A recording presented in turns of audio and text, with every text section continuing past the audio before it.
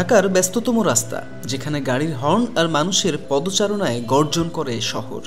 এই বিশৃঙ্খলার মাঝে চারুকলা অনুষদের সামনের ফুটপাতে দাঁড়িয়ে থাকেন কামাল হোসেন, একজন মালা বিক্রেতা, যিনি শুধু মালা বিক্রি করেন না, তিনি ভালোবাসার ছোট ছোট নিদর্শন বুনে চলেছেন।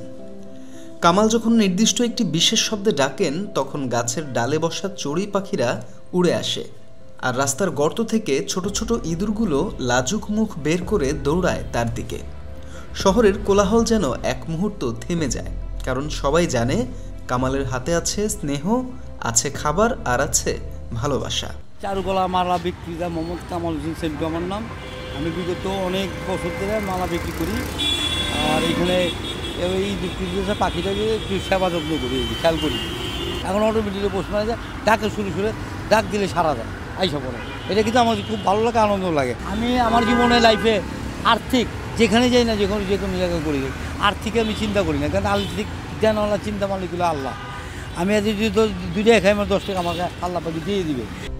কামালের জীবন কঠিন, তার প্রয়োজনের অনেক কিছুই নেই, কিন্তু হৃদয় ভরপুর। নিজের অল্প খাবার থেকেও রাখেন সে ছোট প্রাণীদের জন্য।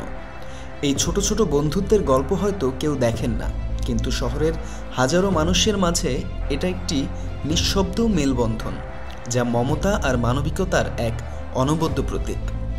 কামাল আর তার বন্ধু পাখি ও ইঁদুরেরা আমাদের মনে করিয়ে দেয়, অস্থির এই শহরে এখনও বেঁচে আছে ভালোবাসা, সহানুভূতি আর মানবতা।